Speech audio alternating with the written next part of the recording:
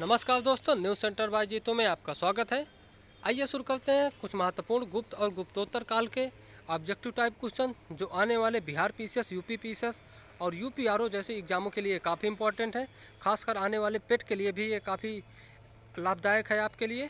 तो आइए शुरू करते हैं। सबसे पहले 70 नंबर 1 देखते हैं, क्योंकि इससे पहले हमने अभी तक 70 नंबर क्वेश्चन पिछले 3 एपिसोडों में करा चुका है। तो सबसे पहले आप उन्हें देख लीजिए, फिर इसको देखिएगा।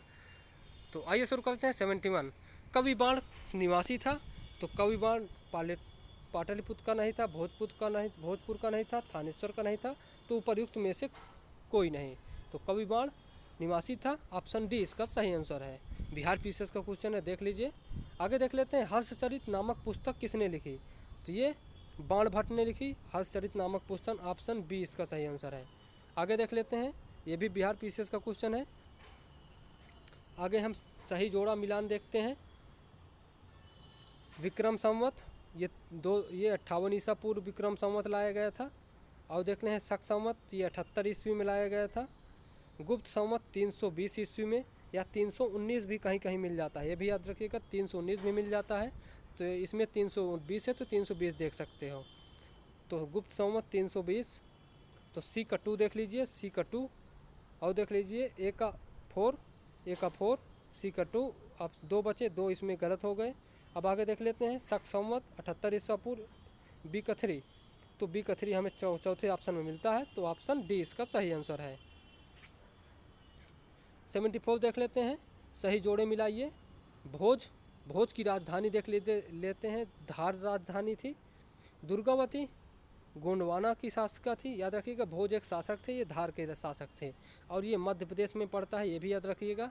देख लीजिए, एमपी पीसीएस में इसीलिए पूछा गया है क्योंकि एमपी पीसीएस से ज़्यादा जुड़े हुए क्वेश्चन ज़्यादा पूछता है। उज्जैन, तो उज्जैन कहाँ का था। तो डी का 1। तो डी का 1 अशोक।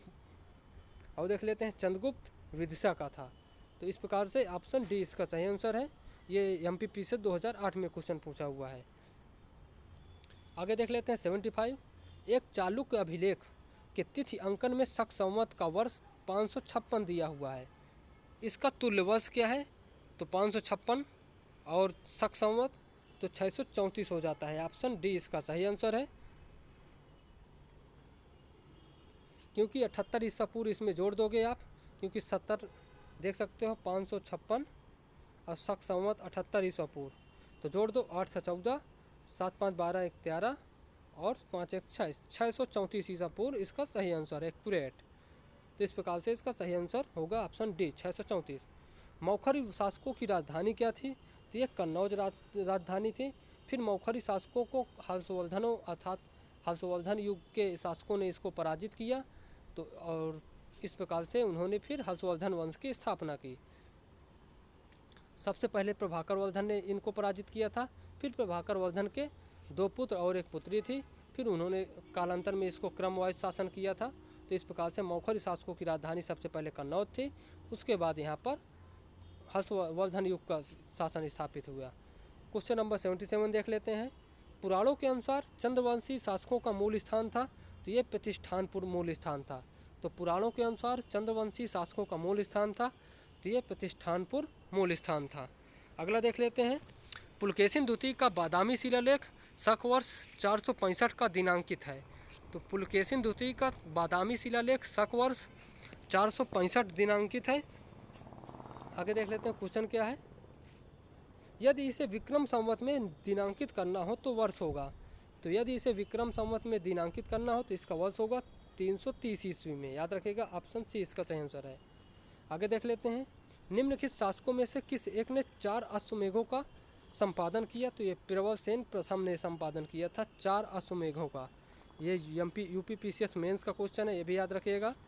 ये सारे क्वेश्चन आपको आयोगों द्वारा पूछी गई परीक्षाओं से हैं, तो आप लोग इनको ज़रूर अच्छे से कवर कीजिएगा, क्योंकि ये बार बार रिपीटेड क्वेश्चन होते हैं। और ये बिल्कुल चैप्टर वाइज मैं आपको कवर करा रहा हूँ, तो ये भी आपके लिए लाभदायक होगा। क्योंकि एक ही चैप्टर जैसे आप पढ़ोगे फिर क्वेश्चन सॉल्व करोगे तो आपको ये बिल्कुल समझ में आएंगे और आपको क्वेश्चन भी आएंगे। और जो क्वेश्चन आपको ना आए उनको आप एक अलग ही कॉपी में नोट्स करते रहिएगा और उनको डेली देखिएगा, तो आपको वो याद भी हो जाएंगे। तो इस प्रकार से आपको सारे क्वेश्चन उस विषय के तैयार हो जाएंगे। क्वेश्चन नंबर 80 देखते हैं। निम्नलिखित में से किस काल में स्त्रियों की पुरुषों से बराबरी थी? तो इनमें से किसी में, मौर्य काल में भी नहीं थी, गुप्त काल में भी नहीं थी, चोलों में भी नहीं थी, तो ऑप्शन डी इसका सही आंसर है। यूपीपीसीएस 1994 का क्वेश्चन है, देख लीजिए। 81 देख लेते हैं। कहा जाता है कि शतरंज का खेल उद्भूत हुआ था, तो ये भारत में उद्भूत हुआ था, तो भारत में ओरिजिनेट हुआ था शतरंज का खेल। क्वेश्चन नंबर 82 देख लेते हैं। तीसरी शताब्दी में वारंगल प्रसिद्ध है, तो वारंगल लौह के उपकरणों या यंत्रों के लिए प्रसिद्ध है। तो तीसरी शताब्दी में वारंगल प्रसिद्ध है लौह के यंत्रों या उपकरणों हेतु। ऑप्शन डी इसका सही आंसर है। ऑप्शन सी याद रखिएगा, ऑप्शन सी।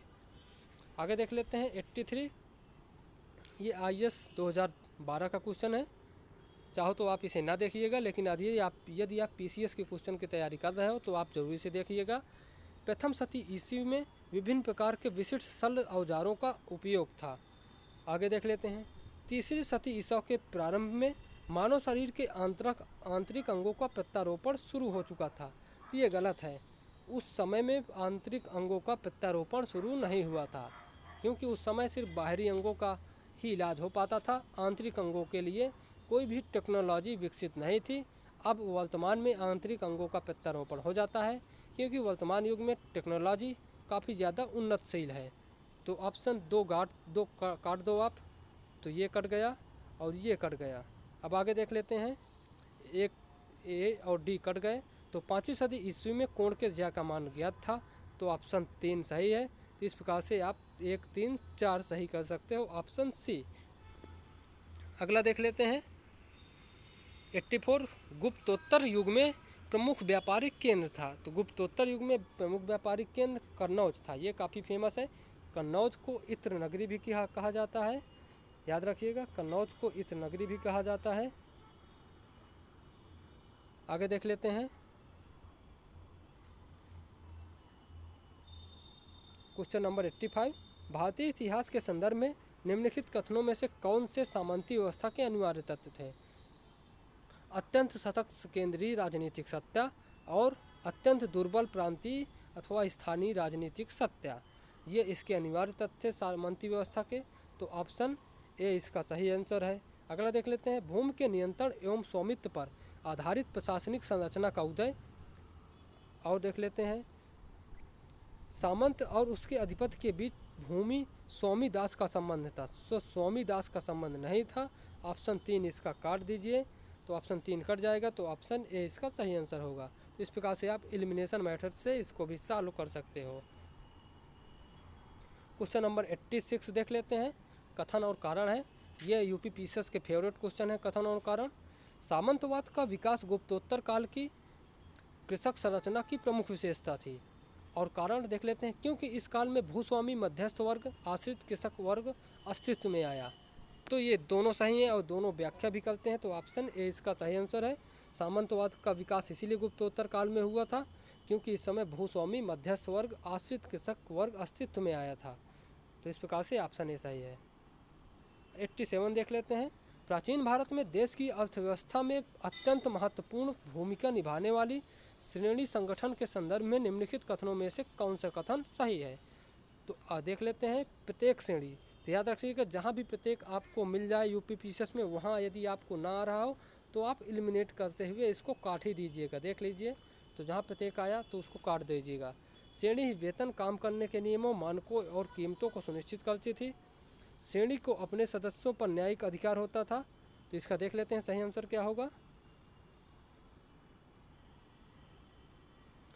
तो ऑप्शन 2 और 3 इसका सही होगा। देख सकते हो, पहला काट दोगे तो पहला काटने के बाद आपका 2 आंसर एलिमिनेट हो रहा है। इस प्रकार से ऑप्शन एलिमिनेट कर सकते हो। ऑप्शन सी इसका सही आंसर है। तो 2 और 3। अगला देख लेते हैं। भारत ने दक्षिण पूर्व एशिया के साथ अपने आरंभिक सांस्कृतिक संपर्क तथा व्यापारिक संबंध बंगाल की खाड़ी के पार बना रखे थे। निम्नलिखित में से कौन सी बंगाल की खाड़ी के इस उत्कृष्ट आरंभिक समुद्री इतिहास की सबसे विश्वसनीय व्याख्याएं हो सकती हैं? तो याद रखिएगा, क्या कारण थे कि भारत के व्यापारिक संबंध दक्षिण पश्चिम एशिया से हो गए थे? तो इसका सबसे बड़ा कारण था बंगाल की खाड़ी में चलने वाली मानसूनी हवाओं ने समुद्री यात्राओं को सुगम बना दिया था। तो ऑप्शन सी इसका सही आंसर है। 89 देख लेते हैं। नगरों का क्रमिक पतन किस काल की एक महत्वपूर्ण विशेषता थी? तो ये गुप्त काल की एक महत्वपूर्ण विशेषता थी। तो आगे देख लेते हैं 90 नंबर। गुप्त साम्राज्य के पतन के विभिन्न कारण थे, निम्नलिखित कथनों में से कौन सा एक कारण नहीं था? तो इसका सही आंसर है ऑप्शन डी। इसका सही आंसर है कि बाह्य आक्रमण इसका सही कारण नहीं था, तो ऑप्शन डी। तो ओके दोस्तों, थैंक यू, बाय।